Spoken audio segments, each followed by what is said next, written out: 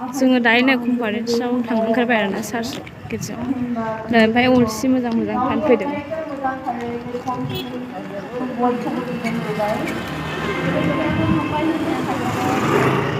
जोंनि गेजेराव सायख'जानाय जोंहा टीम 1 आरो टीम 3 जे आलासिफोरनि रेभरेन्ड सारमोनखौ आङो हामबायहोदों आरो लोगोसे आङो हामबायहोदों जोंनि मानगोनां must reverend sir I Basumatary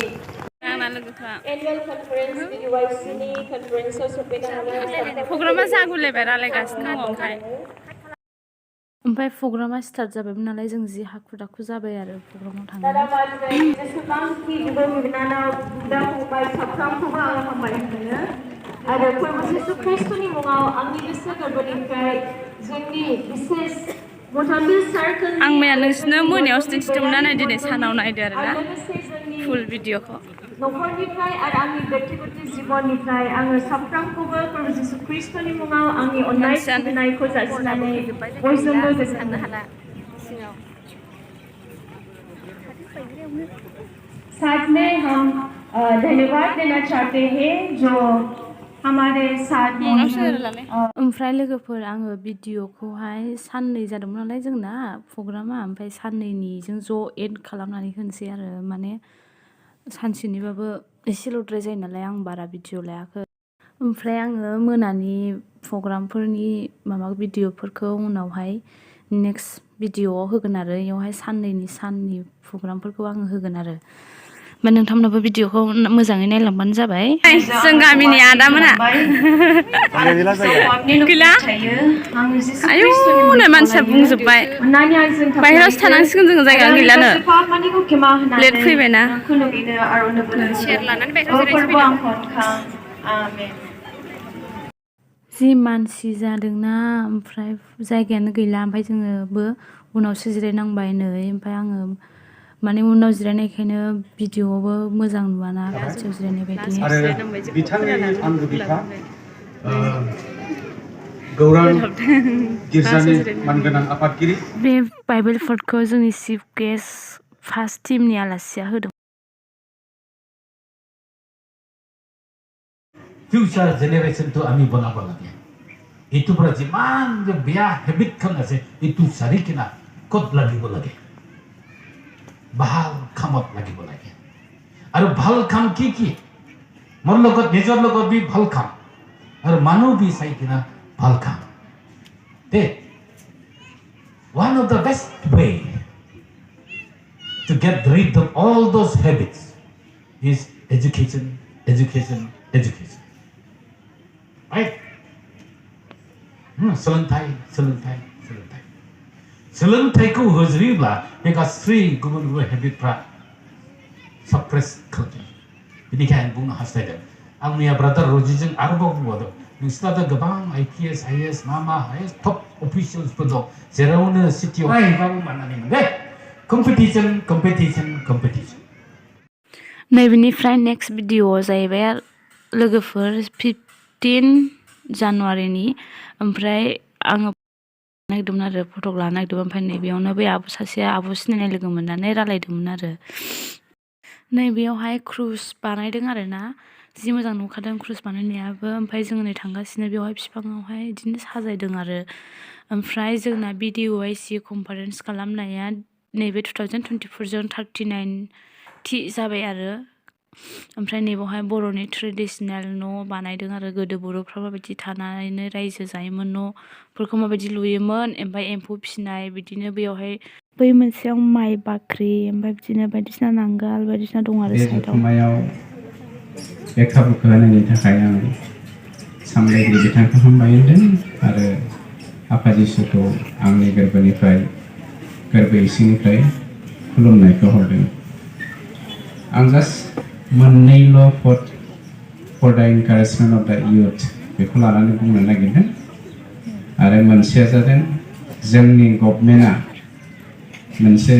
data बहनदों very important for the Christian youths आं बेखौ बुंथिनो नागिरदों बाखि डाटाखौ जोंना अनजालु MLA लरेन्स इस्लारि बिथांनि आखायाव दङ बुंथिगोन आं जास्ट रुनि खोथा रुलिखाता हालामनिखौल' आं बुंनो नागिरदों बेवहाय 2 तिमथि 2:27 मालाबा होनदों encourage your hearts and strengthen you in every good deed and word नोंथांनि गोरबोखौ बा नोंनि गोरबोखौ थुलुंगा होननानै बुंदों आं सिम्पल रावजों ट्रेन्सलेट खालामदों बाइबेलाव बर' बाइबेलाव एसे आलादा लिरनाय दं आरो बुंबावदों आरो नों गावखौ गोहोगोरा खालामनो थाखाय गाहाम मावनाय दांनायफोर आरो गाहाम बुं होननानै बुंदों एखे सिम्पल जों बुंदों बाखि बाइबेलाव आलादा बुंदों दा आं बेखायनो बे बाथ्राखौ बुंनो नागिरदों बिटिसि हालामाव कमप्लिटलि बेसेबां सेंग्रा सिख्लाया दा ड्राग्स जायो गान्जा सोबो बिनि रिपर्टखौ जों लाजोब्बाय आरो मेक्सिमामलि ख्रिस्टियान इउथ्स आर इनभल्विं बियो जिखि डिनोमिनेसनानो जायाथों मानो रुलिखातायाव दा 90 जन गथ'आ सेंग्रा सिख्लाया गान्जा सोबो आरो 60 जना ड्राग्स जायो आरो बिनिनो गोबाङा ख्रिस्टियान सेंग्रा सिख्ला दिनै आं खावलायगोन बुंथिगिरि बिथांखौ दा हरनियाव बा दिनैनि प्रग्रामाव बेखौ इनभल्भ खालामगोन होननानै डाटाया जोंना अनजालु एमएलए लरेन्स इस्लारिनि आखायाव दंजोबखासै आं बेखौनो बुंबाय दा जोंनि ख्रिस्टियान सेंग्रा सिख्लाफ्रा बेसेबां मानि जोंनि गोरबोखौ थुलुंगादों गाहाम मावनाय दांनाय आरो गाहाम राव बा बाथ्रा बा सोदोब बुंनायफोरजों बे जोंनि थाखाय खोब साननो गोनां बाथ्रा फटक लानो थाखाय जाथारबाय नामा नोङो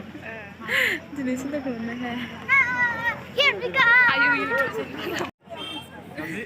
रायसनथ'वाखै बिस्रा ओरै माबा रायलिं दामनांदों नै बियो बर'नि ट्रेडिसनेल ओमफ्राय नै बिसोरो जोंजों केमेरा खेबनो लेंबो जादों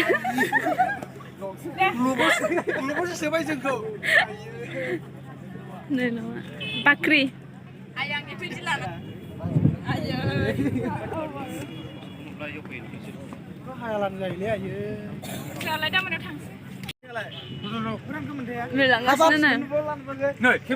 मोनथाय केमेरामेन दे दामना हो एसे मोजाङै दाम साइसनिल' दोनदां ओरैनो फट' खेबग्राफ्रा लेंबोना लाबोजोब्बाय संनाय लादो दे नोङो केमेरा लायो नालाय जोंनि खाथि ओमफ्राय नै केमेरा लाग्रा लेंबोगासिनो जागासिनो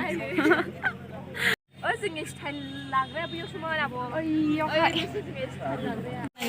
नैबे दानानि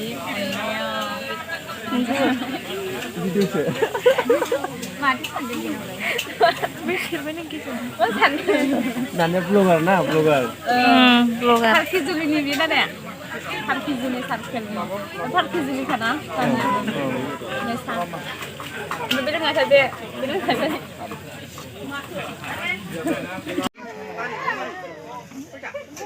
जादु सिख्लाफोर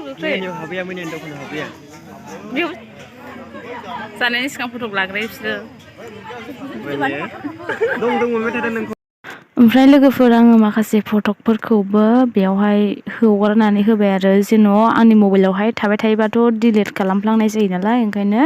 बेयाव हगारनानै दोनोबाथ' नुबाय थागोन नेरसोन हिसाबै ओंखायनो आङो हगारबाय ओमफ्राय आं दिनैनि भिडिअखौ बेयावनो दोनथ'नोसै भिडिअखौ मोजां मोनोब्ला लाइक शेयार साबसक्राइब खालामनानै हो नेक्स्ट भिडिअआव आरो फैबावगोन